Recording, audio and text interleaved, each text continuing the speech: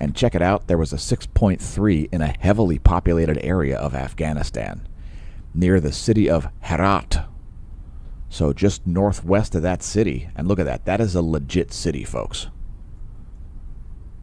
In Afghanistan, there's got to be a lot of people there. So there you go. 6.3 magnitude quake. Lots of buildings turning to rubble once again.